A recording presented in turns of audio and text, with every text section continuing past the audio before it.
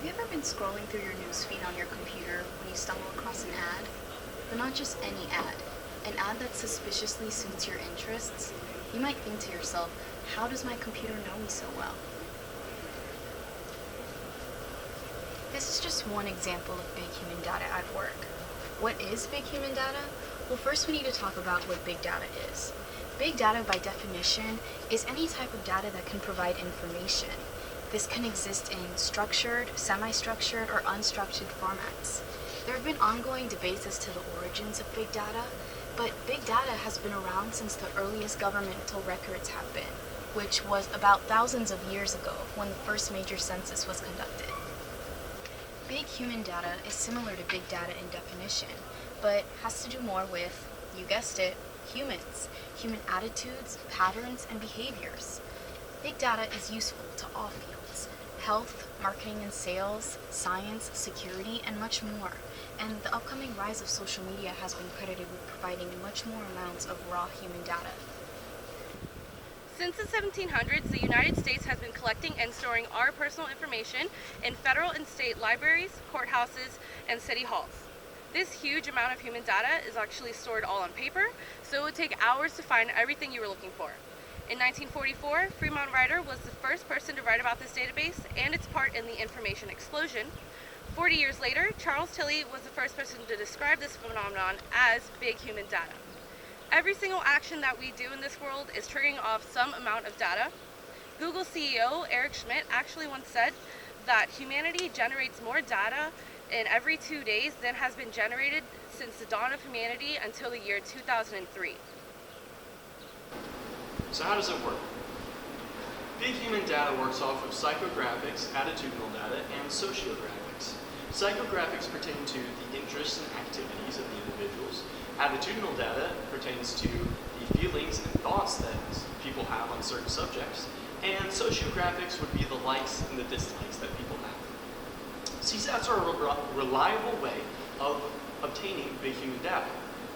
CSAT stands for Customer Satisfaction Surveys. What businesses will do is they will send out these CSATs to their consumers to find out what they could have done better with their products or their business, as well as what they did right, so that they can take this data and they can improve their products and business. The way that social media works for big human data is that they create a sociograph for every person. So you are the center of your sociograph. And on the inside of this graph, and the bubbles closest to you, are your strong interests, your family members, and the people that you really pay attention to and like their profile posts. On the far edges of things are things that you kind of like, but you don't really have a strong interest in. So Facebook creates a sociograph for everybody involved. And this works off of keywords, likes, shares, and clicks. Now, marketers and advertisers pay Facebook for their services, and they obtain these sociographs and they obtain the big human data from these social networking sites. CSATs are also a reliable way to get big human data, but they cannot be used alone because they are not completely reliable. The usage of big human data has certainly reshaped on how we handle our global challenges within the digital community. With the aid of mobile devices, this helps to attain our goal. In a recent eMarketer report, in 2013's total mobile advertising expenditure will reach $9.6 billion, and the projections of the following year will equal to about $14.6 billion. As for the general population, the personalized direction of likeness amounts to a greater compound for integrative authority. However, privacy concerns do come into question when faced with intrusion. These are known as privacy invading technologies, or also known as PITs. A great advantage of big human data is the beneficial study conducted by the Kavli Human Project, a massive data collection understanding the attempts to discover why people smoke cigarettes.